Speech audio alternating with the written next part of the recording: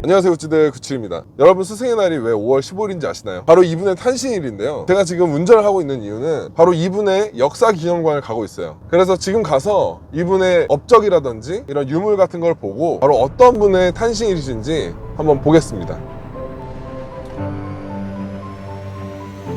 자, 지금부터 이분의 역사문화관을 같이 보도록 하겠습니다.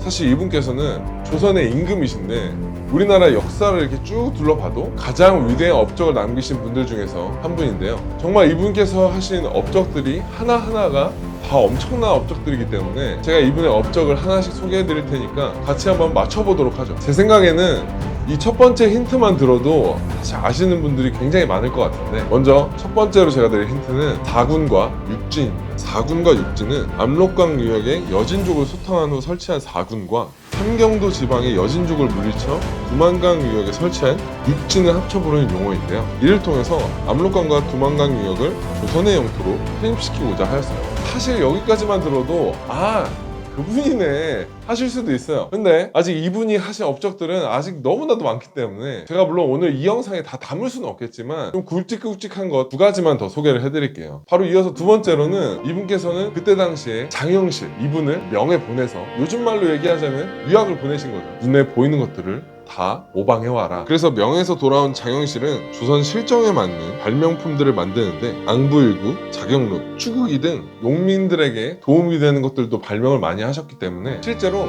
과학사 기술사 사전에는 동서양 각국들의 과학기술 성과가 적혀 있는데 중국에서 4건, 유럽, 아랍 이 외에도 뭐 다양한 나라를 다 합친 게 19건밖에 안 됩니다. 하지만 이분 대에서는 21건의 과학기술 성과가 이루어졌고 이것만 봐도 조선은 당대 최고의 과학기술 선진국이었던 거죠. 이쯤 되셨으면 대부분 다 눈치를 채셨겠지만 마지막으로 빼놓을 수 없는 아주 위대한 업적이 있죠. 바로 한글 창제입니다.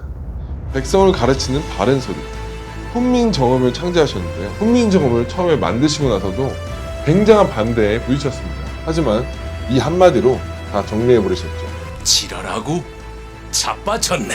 한글이 얼마나 대단하냐면요, 전 세계의 어떤 나라의 그런 언어들도 만들어진 시기와 만든 이가 누군지는 아무도 모릅니다. 단 한글만 제외하고 말이죠. 이쯤 되셨으면 당연히 다 알겠죠. 세종대왕님이십니다. 아냐?